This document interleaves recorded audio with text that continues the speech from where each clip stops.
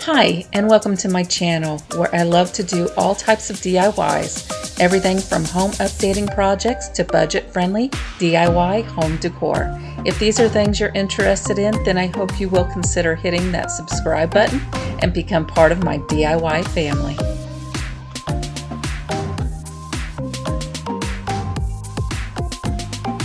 Alright, so I'm going to start on the inside of the box, and as you can see, it's in really rough shape. They've got this little, I don't know what kind of box it is. It's meant to hold something. I don't know if it was a certain type of utensil, but I just removed those pieces with a chisel, and since I had the chisel in my hand, I decided to try to scrape off this mess, and that didn't work. So then I tried a scraper. That didn't work, so now we're going to go to the 220 sandpaper. And take my advice, just go ahead and jump to the 80 grit sandpaper, because that's what I end up using here in just a few minutes. And after using the 80 grit, that's as clean as I could get it. So now it's time to go ahead and start working on the outside of the box. And this also had like a old paper coating as well. Sorry if you hear any panting in the back. That is Hetty. She wants to get in trouble. But I went ahead and I started with the sandpaper. I did go ahead and just use the 220 grit on the outside of the box, which seemed to work pretty well. So now that I've got everything sanded, I did go ahead and spray it with some shellac because I'm not sure if this is going to bleed or not, and I didn't know what colors I was going to use. And when I get it back in the house, I realized I did not sand down the rim, so I am going to just use a fingernail file and just go around that edge of the inside of the box and just sand that down, prep it for painting. So I'm just going to start on the inside and do this rim. And it doesn't have to be perfect because I am going to be going for a distressed look. And if it's not distressed enough, I can just go over it with some sandpaper. Okay, next I'm just going to paint the entire box on the outside. And I didn't take any of the hardware off. I was just afraid if I took it off, I wouldn't be able to get it back on or find the right thing. So I just decided to leave that as part of its rustic charm. But when I go around the little latch, I just use a smaller paintbrush. And if I got any on the metal part of the latch itself, I just scrape it off with my fingernail and then just proceed to painting the rest of the box. And you can see on the top, I could not get that little black piece of old crusty paper off of there, but that's okay. It ends up not being noticeable at all in the end. Okay, once it's dry, I've got a 220 grit piece of sandpaper here. I'm just going to lightly go over that. And I'm also going to make sure I go around the edges just to bring out some of that wood. I definitely want people to know this is a wood box. After you sand that, make sure you wipe off all the dust.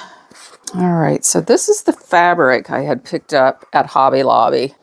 I just thought it was pretty. I thought it would go, well, that's why I chose this color, Inglenook, because I thought it would look pretty together. But I'm going to go ahead and work on that. Okay, so I'm going to go ahead and measure the inside of this box, which is 10 1/4 by 5. Make sure they're the same. 10 1/4 by 5. So 10 1/4 by 5. And then I've got some poster board here, or cardstock. You can use poster board, or you can use foam board. I was just worried about using foam board because this is such a narrow space. It's not very deep, and I didn't want to take up too much of the space. 10 1/4. This cardstock is just long enough. So if you're using something longer, you're probably going to definitely need to use like poster board. So we're going to take 10 1/4 and mark it there.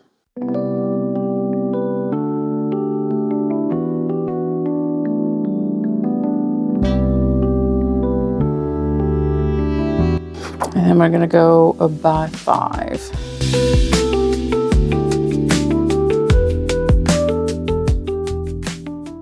think the next one I'm going to use my paper trimmer. Every time I try to cut something straight, it never fails. It's always crooked. So you're just going to cut pieces out for the entire inside of the box, the top, the bottom, the sides as well. And I did end up having to take just a hair off of each end just to make it fit. All right, now I'm going to start working on the fabric, and I am going to leave fabric about a ½ inch longer than what the measurements were. We will be able to fold them over our board or cardstock. And you want to cut fabric for all of the pieces that you cut with your poster board or cardstock or whichever you used. All right, once we got all those cut out, we're going to lay that cardstock on top of the fabric. Take some Mod Podge. It doesn't really matter which Mod Podge you use. I just used regular matte Mod Podge, and I am going to cover the entire piece of cardstock, and this is going to be the one for the top and the bottom. You're just going to completely cover it. And you want to put a little bit more than normal amount on there because this is fabric, so it's a little thicker. And we're just going to flip what we put on that around and press it into the fabric.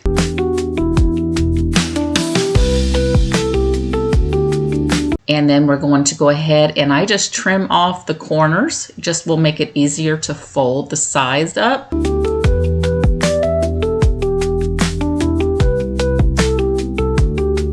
And then I'm just going to take some Mod Podge along the sides of the poster board or cardstock and fold the fabric into it. And I'm going to do that for all 4 sides. Again, this is for the bottom and then the top of the lid.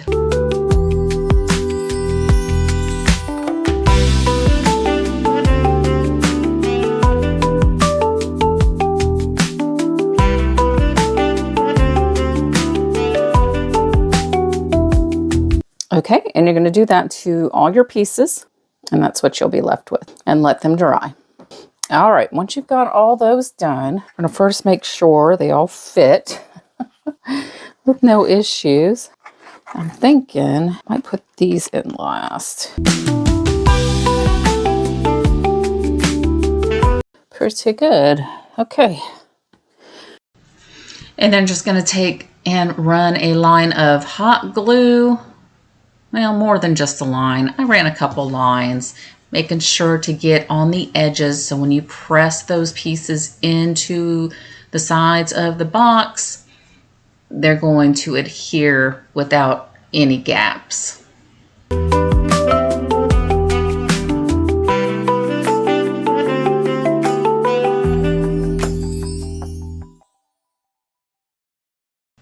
And I did start with the side pieces first, and then I'll go ahead and put the bottom pieces in after that.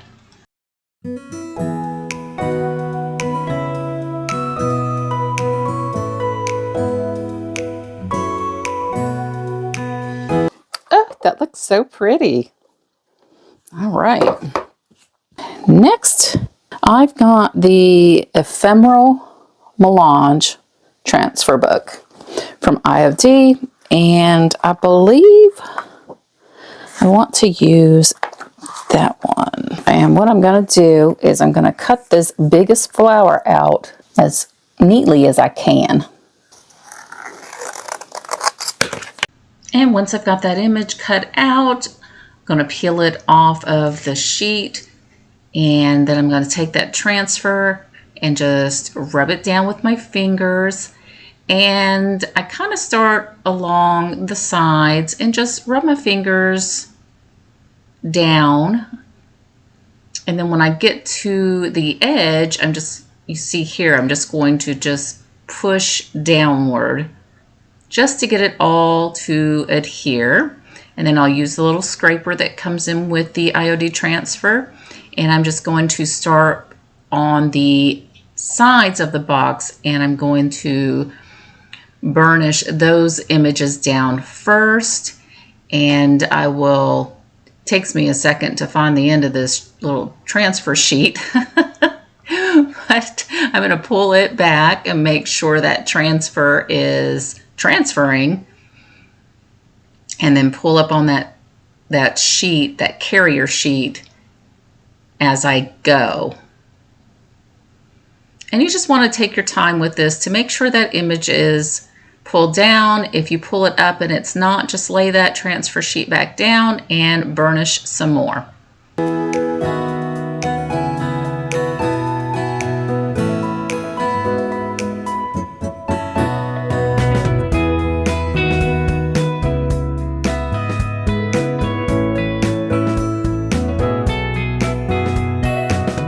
And once you get the sheet pulled off completely, just flip it around and go over the transfer and just smooth it around it, making sure it is all adhered. And then where my image overlapped where the box opens, I am just going to take my X-Acto knife and I'm just going to cut right where the box opens. And when I get that box open, I will just take that transfer sheet, the smooth side, and I will just rub that over to make sure that my transfer is completely adhered to the box. And then I just wanted something under that little space under that flower, and there were some small words in this transfer book, so I just peeled that off and I am rubbing that down. Okay, so I've got the Ephemeral Type stamps from I.O.D, but I believe I am going to use this. And I've just got me a little sheet that I had cut off of the flexible cutting board from the Dollar Tree. And the first thing I like to do is I like to place the stamp on my image where I plan on putting it. That way I just have a good idea of where it's going to go. And then I'm going to take that flexible cutting mat piece and I will set it on top of my stamp. That way my stamp will stick to that and I won't have an issue with it, the stamp itself bending and moving.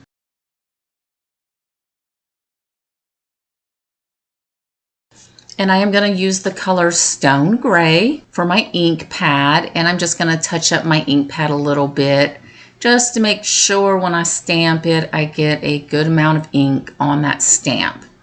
And then I'm just going to press my ink pad onto the stamp, covering all the letters. And I am going to wipe up any excess that got on areas that I don't want stamped. And then I'm just going to go ahead and place my stamp on the spot that I want it. And I'm always going to keep one hand holding that stamp down. That way it doesn't shift, because if it shifts, it's going to fuzz up the image and I don't want that. And anytime I am done with the stamp, I'll take a baby wipe and clean it up because I don't want that ink to dry on my stamps. And then I decided the front was looking a little bare, so I just took another piece out of that same stamp set and I'm just going to stamp that on the front.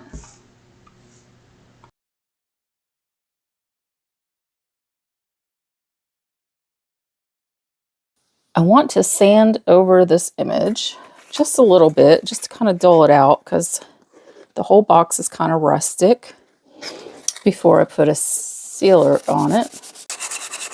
You want to do this lightly because it does come off very easy. Then I'm just going to take a clear wax and I am going to go over the entire box.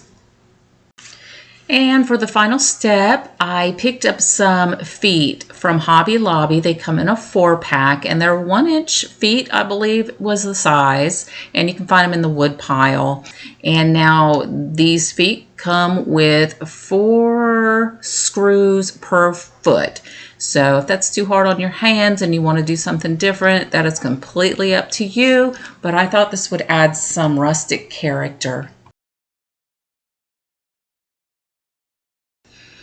And once we get all 4 feet on, this project is finished, and I absolutely love the way it turned out. You guys will have to let me know, what did you think about the large box?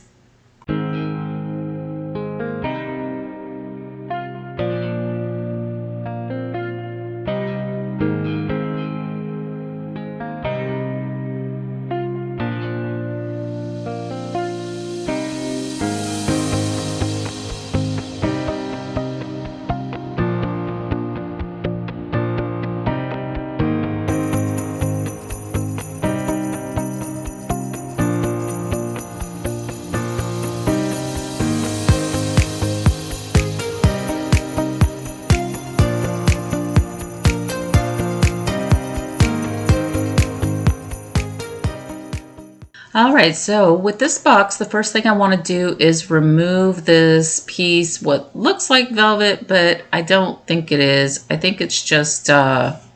I'm going to start by taking some cleaner, and I just picked up this cleaner from the Dollar Tree. I keep it in my craft room, that way I can wipe stuff off, keep the dust away, keep the paint off the table, you know, all that fun stuff. Not. But when I got that in there, I kind of let it sit. And then I'm just going to take this little scraper tool, spatula tool, I guess is what it's called. And I'm just going to try that. It didn't work very well. So next I'm going to go to my little razor blade scraper here and start scraping away. And that didn't work very well. So I'm going to take some of this nail polish remover, professional soak off, I believe is what it's called. I've had this stuff for a while, but I do believe I picked it up at Walmart, and I'm pretty sure they still carry it. But I poured that in there, let it soak in there for just a little bit, and then I used that razor blade and started scraping away, and this worked out pretty well. Once I got the majority of it out, I would pour a little bit more of that soak off in there and let it sit for just a little bit. Make sure it's all over and continue to scrape it out. And then I'm going to just take a cleaner and spray in there and get all of that residue out of there. Okay, so I'm just going to measure the inside, which is 3 1/4 by 2 1/4. And then on a piece of cardstock paper, I am just going to mark how large the bottom of the inside of that box is and cut that out. Pretty much just like we did on the first project, except I am not going to cover the sides. Once I've got that piece cut out, I'm going to take some white felt. I picked this up from the Dollar Tree. I wish I would have got some from Hobby Lobby because this stuff is thin, and I did have to end up doubling it up. So I'll have 2 layers of felt. But if you get something thicker, you can just do 1. And once I've got the felt cut out, I am just going to take some matte Mod Podge. I'm going to brush it all over the piece of cardstock. And then I'm just going to lay the first layer of felt down.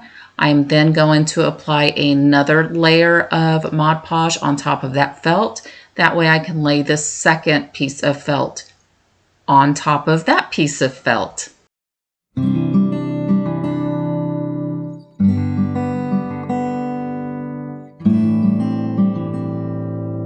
And once I got both pieces of felt on there, I'm just going to trim the felt down. I left way too much excess. Then I'm going to trim off the corners. And then I'm going to apply some Mod Podge to the edge. And I'm going to work in sections. I'll fold the one piece of felt up, put another layer of Mod Podge, and then fold the second piece of felt on top of that. And do that all the way around. And then I'm just going to put some of that Mod Podge on the bottom of the box where I'll be laying that piece of felt. And I put a generous amount in there. I want to make sure that this is going to stick very well. And then just set that piece of felt in there. And I do take a little spatula tool along the edges and just kind of tuck those edges in, trying to make it look as neat as I can. All right, now I'm going to take some Farm Fresh from DIY Paint, and I am going to paint the lid. I'm not going to paint the underside of the lid, but I'm going to paint the outside of the rest of the box and not the inside of the box. And I did end up doing 2 coats. And once that paint is dry, I am going to take some clear wax and I am just going to rub this in spots that I'm going to want to distress. Now, if you want less of a distressing, if you want your distressing thinner, use a chippy brush and brush the wax on with that, because my distressing came out real chunky looking. After I get that wax on, I'm going to take some vintage crinoline. This is the color crinoline from DIY Paint, and I'm going to just paint over top where I applied the wax. And don't forget the lid. And once I got that dried down, I'm going to take some packing tape and I'm just going to put some strips on that paint and just pull off that crinoline color, exposing the Farm Fresh underneath. And I think it looks so pretty. And I'm just going to do that all along the box and the lid.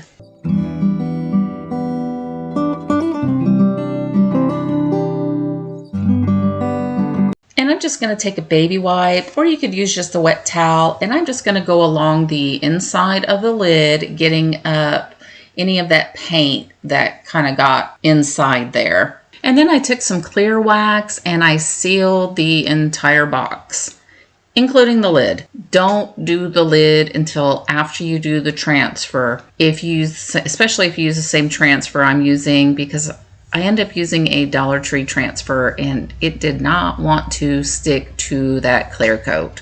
But this is the transfer I found at Dollar Tree. I thought it was really pretty. So I just cut out the section that I want, peel it off of the backing, and place the image down where I'm going to be burnishing it. And let me tell you, I had to burnish and burnish and burnish and burnish because, like I said, I have that clear coat on there, and this took me forever to get to adhere to that. And once I finally got that image on there, I am going to go over it again with some clear wax and wipe off any excess. And then this project is complete. Let me know what you guys think about this small box in the comments down below.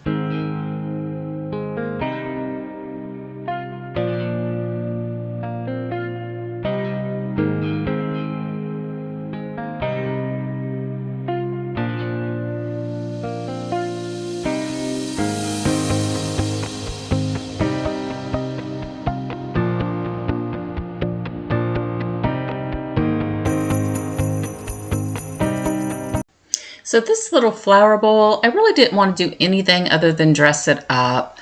And I'm going to start with some pool noodle, and I'm going to cut that down, kind of forming it around the bottom of the bowl.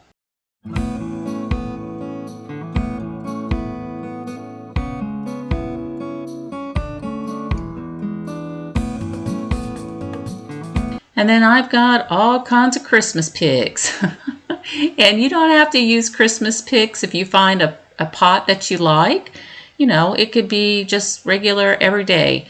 It's just that when doing this video, it's getting very close to Christmas, and I do plan on reselling this. And I'm just going to cut me off some picks that I think look pretty, trim them down, and stick them into the pool noodle. And I got these picks from the Dollar Tree, and I ended up using 2 bundles of them. And you guys know I'm not the best at floral arrangements. I am trying. So definitely let me know, how did I do on this floral arrangement in the comments down below. And you can see here, I just thought that pool noodle was just a little too long, so I took it back out and trimmed it. But like I said, let me know in the comments down below. Also, don't forget to let me know which one was your favorite. I'd love to know which one is your favorite. I like to know what you think about the projects that I am putting out for you. But I've got these little white poinsettias, and I'm just going to stick those in the little tubes that are sticking up in that pot, just to give it a little bit of contrast and color. I think this white with the red and the green just looks absolutely gorgeous. And once I finish fluffing and making it look all nice and pretty, I had some pine cones that came off of some picks. And I just went ahead and trimmed off some pine cones and stuck those in the pool noodle as well. And I ended up using 3 of those.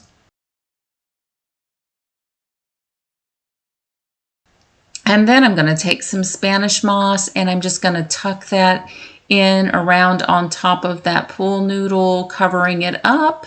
And then this project will be done.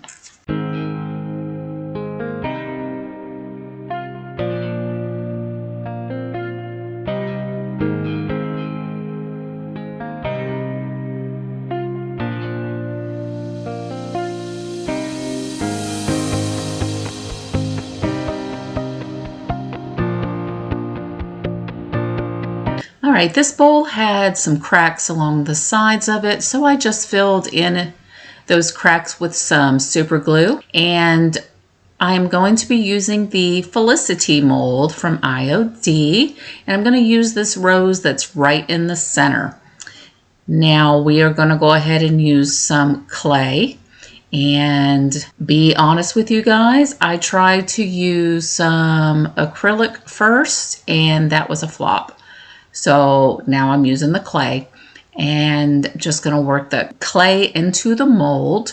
And on the first round, I forgot to add some cornstarch, but thank goodness the mold came out easily. Whew. But I made sure on the next 6 of them that I did use cornstarch in that mold first. And this little micro edge around this mold is fantastic. You just kind of work your fingers along the top, or it just shapes very easily. And we're just going to proceed, and we're going to make a total of 7 of these roses. All right, so I did go ahead and sand a little bit down on the side of my bowl, especially because I had to get some glue off of it. All right, so I'm going to figure out where I want to put these roses, and I'm pretty much just going to skip every other scalloped edge there. And that's where I'll place the rose. And I figured out a way to keep my bowl from rolling, but I'm just going to put some Type Bond Quick and Thick on those roses and pat them down onto that bowl. And I'm just going to be able to do 2 of them at a time, just long enough to let them set up, which takes about 10 to 15 minutes. And they're set up to where they won't move unless you force them. So I will also secure them in place with some painter's tape. Okay, and once this has had a chance to set up, I'm going to go ahead and take this off carefully, and then I'm going to take it out in the garage and I am going to spray it with some shellac, and I'm going to spray the shellac all over the wood piece. Now I'm going to take the color Casement, and this is a Fusion all-in-one paint, and I'm just going to put 1 coat all over my pedestal bowl. And the main reason I'm doing this is because I wanted to take extra security. I wouldn't get any bleed through. And after I have that coat dry, I'm just going to go ahead and take vintage linen from DIY, and I am going to cover that with 2 coats. I've got this printout I had gotten from Creative Fabrica, and I will put the link to this image in the description box, but I want to use this image for the center of the bowl. So I'm going to go ahead and I'm going to use my water pen. You can use a paintbrush and water. And I printed this on rice paper. I decided I wanted to try some rice paper, so that's what I got. Now, the one thing I did not do that I highly, highly recommend, or you're going to have the same problems that I had to battle throughout this project, and that is to spray a clear coat on this image, because I use just a regular inkjet printer, so when that ink gets wet, it will bleed, and trust me, it will bleed badly. So spray a clear coat on that paper, and I recommend at least 2 coats. So I'm just going to take some liquid patina from DIY and put that in the center of the bowl. And then I spritz my paper with some water, which was a big boo-boo since I did not clear coat that paper, and here goes the problems. As I was patting down with my saran wrap, I noticed the red was coming through, especially around the lady's lips. And that's all I could see. And I thought, oh my goodness. And that's when I realized what I did not do. So I grabbed my heat gun, trying to dry that paper down before that bleeding got any worse. And then I decided to go ahead and take vintage linen and a sponge. And I'm just going to take that vintage linen and I'm going to start sponging around the cutout image, trying to get that image to blend into my paint a little bit better. And then I go ahead and dry that down. And I am going to now take some mineral from Waverly, just trying to add a little bit of different color, make it look a little more aged. And as I'm putting the paint around this image, you know, paint's wet, so that paper just started bleeding even more. So I started getting more red coming through, which started looking pink. And yeah, it was just like, oh my goodness. But anyway, I take that mineral, I go along the inside of the bowl and around the rim, inside rim of the bowl as well.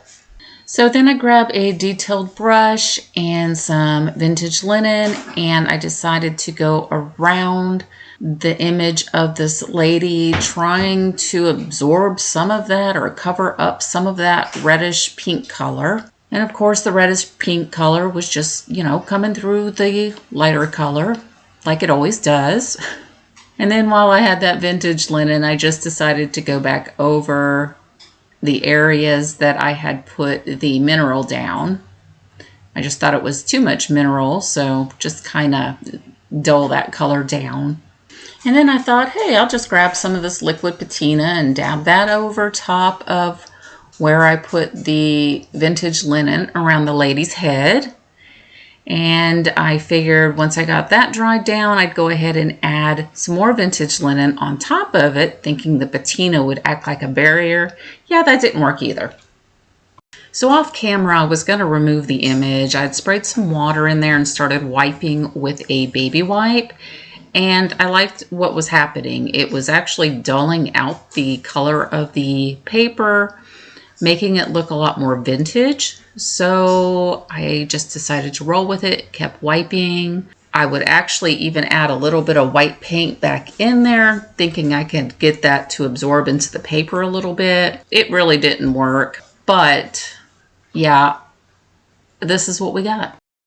So there was still a little bit of a peachy color around the image, and I thought that I needed to embrace that color and bring it down the bowl some. So I decided to try to mix up something close to the color, and I took this vintage tea rose with the vintage linen.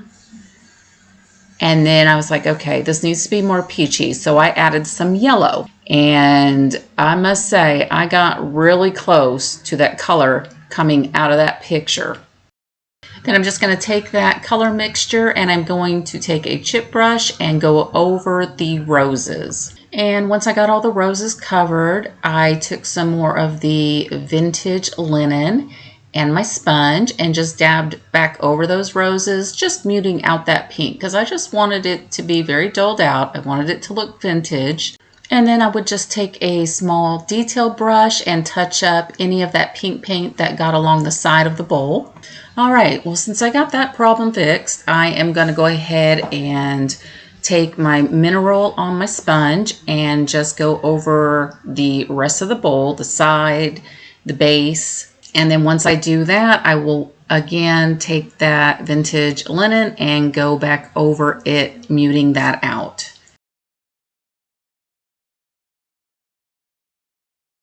And then I decided I needed more of that peach color. It was just looking too stark white to me. So I brought some of that paint that I mixed up, and on my finger, I just went over the top of the rim along those scallops. And here is my reaction to that. Oh, that's what it needed. That looks good. Oh, I love that. I love that. That is gorgeous. And then I'm just going to apply some clear wax. I am not going to go over the image with the wax though, but I am going to go around the rest of the bowl. And then since I didn't paint the bottom, I'm just going to clean off any paint that had got on there. I'm just going to use a cleaner and wipe it off really well. Okay, part of me, I'm going to spray that with a clear coat because I don't want to rub over it. But part of me wants to do a little bit of a distressing with some dark wax. The other part of me just thinks it looks fine the way it is. So you guys let me know in the comments down below. Would you put a dark wax on it or leave it like this?